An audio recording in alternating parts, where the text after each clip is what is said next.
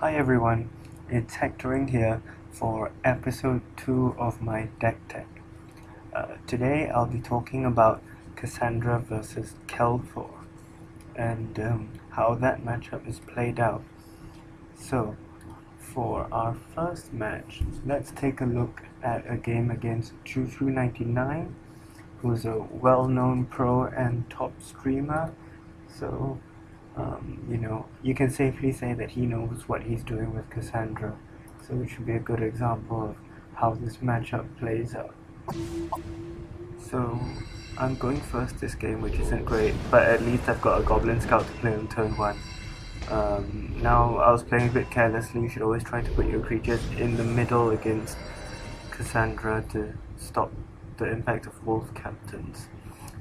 I don't have a 2-drop, which is a bit of a shame, but I've got a second scout, so at least I can continue adding to the board. So you can see my opponent's hand is pretty stacked here with Pillage, River of Gems, Treasurer. So you've got to play quite defensively against Cassandra, so even though Brute is a really good creature, I tend to play Brute on an open lane, and the Oliphant is much better at blocking. So Treasurer comes down, and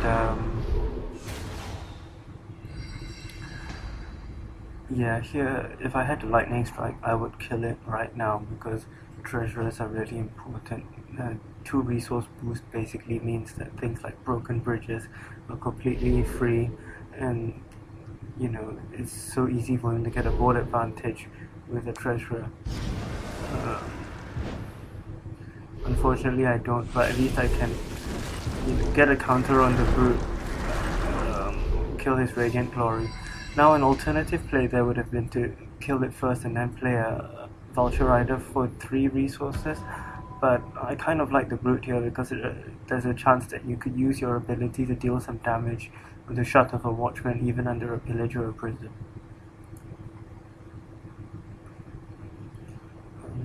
He's got a lot of options here,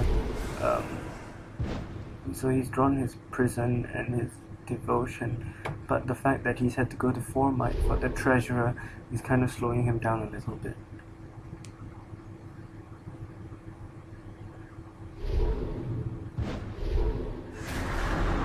He's only on 10 life, so he's got the block there, which is good for me and sort of putting him on the back foot.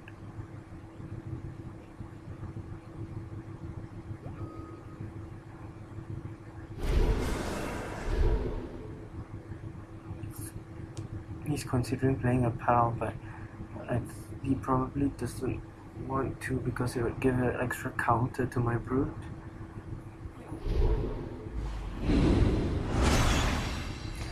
So he's gotten a bit unlucky there because he had a lot of resource acceleration, but not many guys to play. But I mean, this is the part where Pillage becomes really useful against Kelthor because you can only run so many 1 and 2 drops. In this situation, I've got 2 resources, but I actually can't do anything with them. In this situation, you don't really want to be drawing extra cards because the games usually finish before cards matter, and you might get them realigned anyway. So yeah, I go to 3 magic so that I can play a fireball if I need to.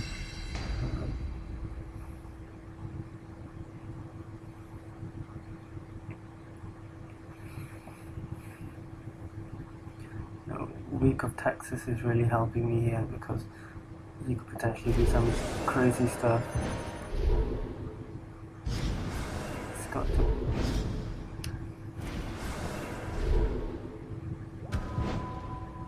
And in here he gets the Devotion for 8 life.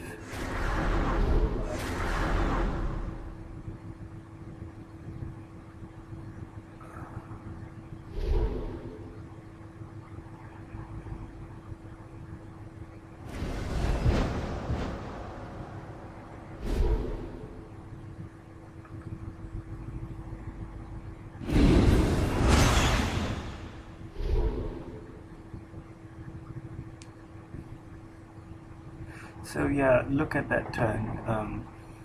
Before that I had a brute, and he was on a really low life total, and now it's sort of I'm the one on the lower life total, same number of creatures on the board.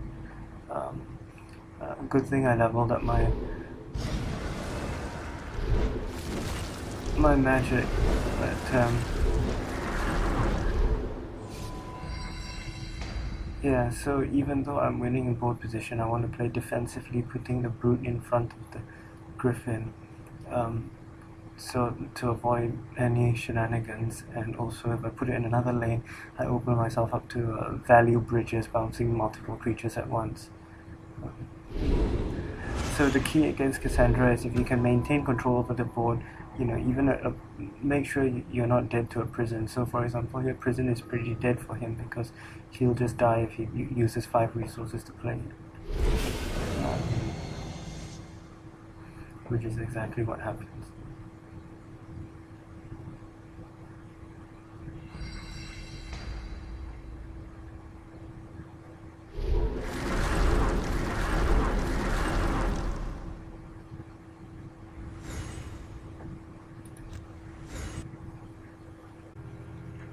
Now for the next game, I'm going to do something a little different and show you my thought processes when playing Cassandra against a Kelthor.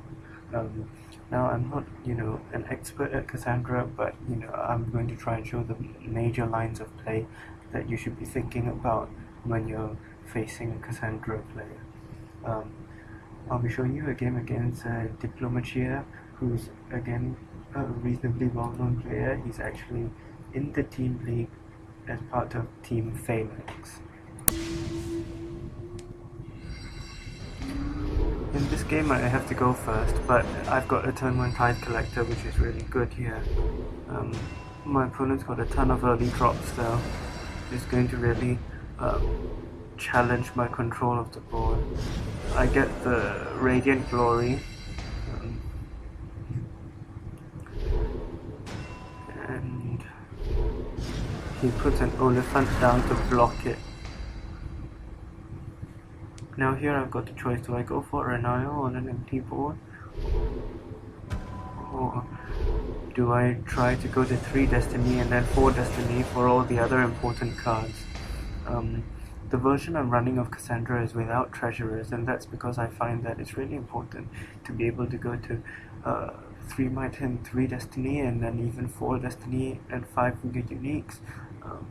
Treasurers, I think, give you a lot of mid-game explosiveness, but sometimes they can slow you down at one crucial turn when you need to start doing your River of Gems pillage type stuff.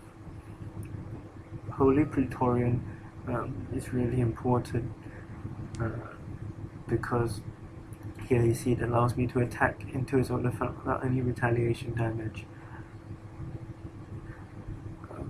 In a recent podcast with LQD Brunt, Tay and I talked to him about his build of Cassandra, and he also feels that Holy Praetorians are important, and he's also running a similar build with no treasurers.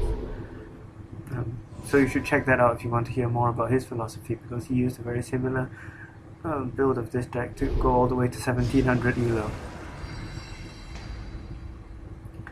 So putting a Goblin Hunter in front of the Watchman is good in the beginning of the game, because then Cassandra has to choose between either spending a whole turn using Week of Training to kill it or deploying a creature. But I think by now I've started to get enough control of the board that I wouldn't advise you to put a Goblin Hunter in that position. So now my opponent's one turn away from either going Peddler into Forbidden Flame or casting Fireball. He went to 4 Might, so he's not going to be casting that Fireball.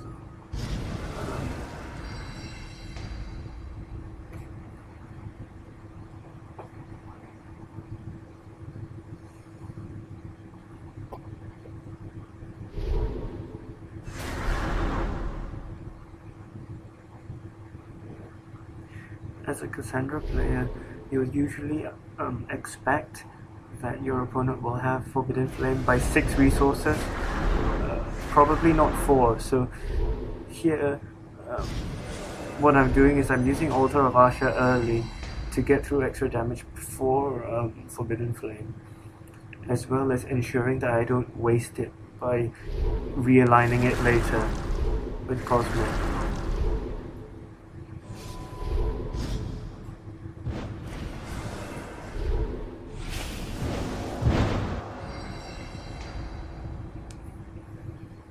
Forbidden Flame comes down as expected. One of the things to note about Cassandra is that she can actually recover really well from Forbidden Flames as long as you don't follow it up with too many vouchers, because her creatures are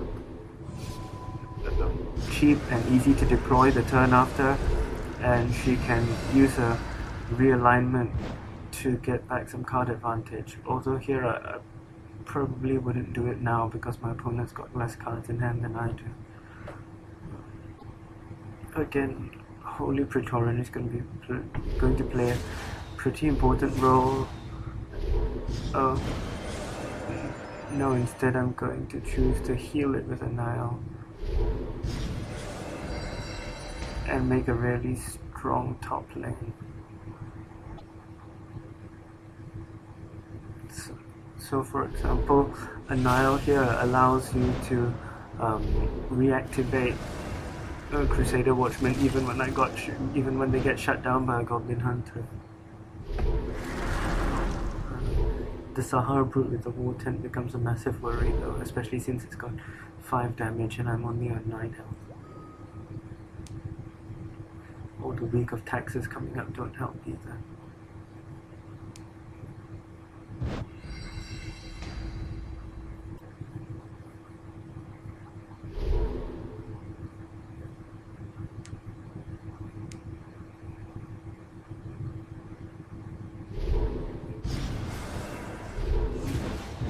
Pounds to get rid of the Brute and War Tent. Pretty superb.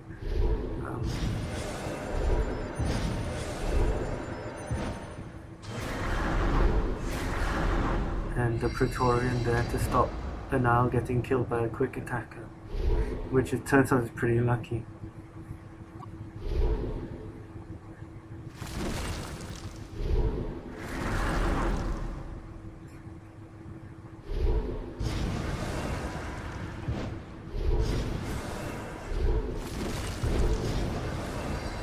I'm not sure I really like the play of Power to kill Watchmen, but I guess he didn't have much else to do with it since Anal was going to switch the Watchmen back on anyway. And now finally I get a turn without taxes, but I can't do a huge amount because I've got Blind Arbiters on the field. So this is how Blind Arbiters can really make life difficult for Cassandra. If you run 4 taxes and 4 arbiters, it's going to be pretty difficult to do much.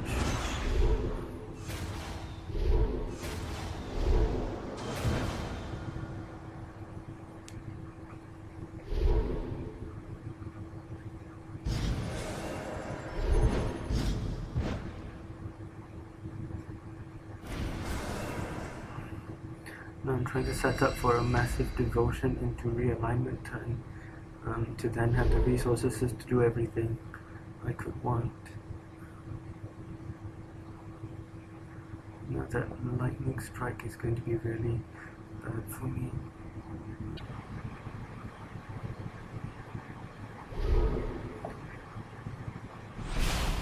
Kills the Holy Praetorian and the Nile with that move.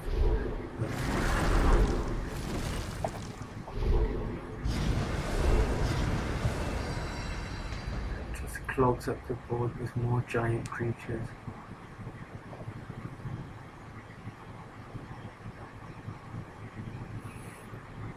But I'm now able to take advantage of the fact that there's no more taxes on the table.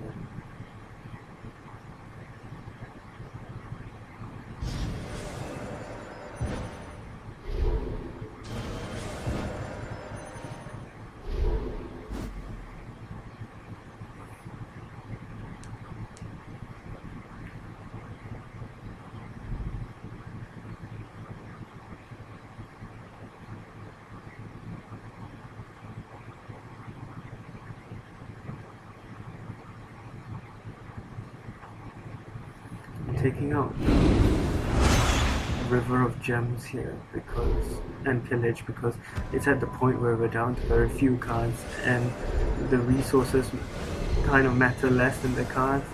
Now being able to get prison and realignment is just incredible.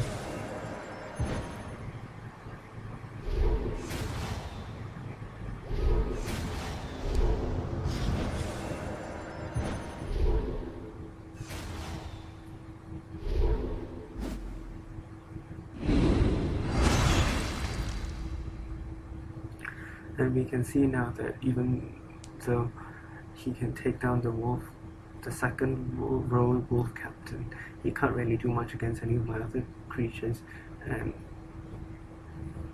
this is looking really bad for him now. He's going to have to probably use that Oliphant to block, since he's only on 7.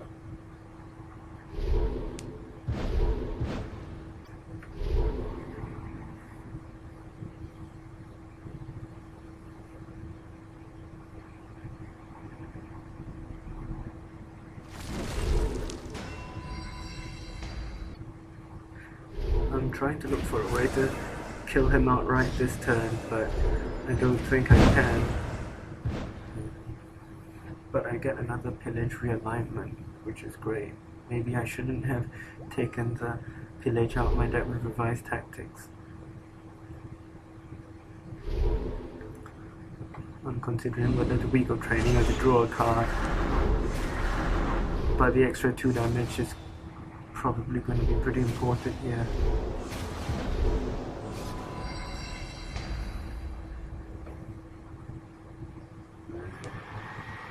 So he's actually got a pretty good hand for being pillaged, because he's got a bunch of guys to put down. But looking at my side of the field, I don't think there's... I mean, even a fireball would do it. Even a fireball wouldn't save you, because he could take care of... He'd still be left with the watchman on the field to block.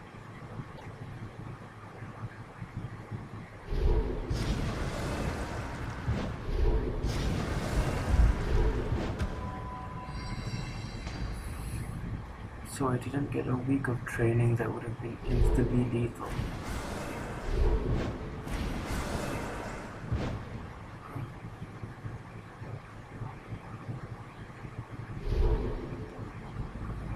Another realignment. I'm not sure I even have enough cards left in my library.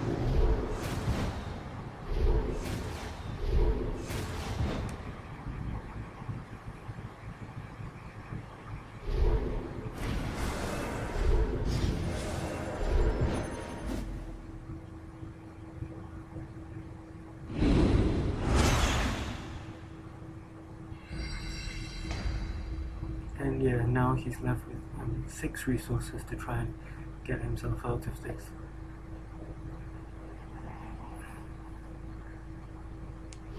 Again, fireball probably not quite good enough here, but you can see how having more fireballs might have helped the Kelthor player more in this matchup. If he'd been able to, for example, lay a fireball last turn, survive, and then fireball again to clean up.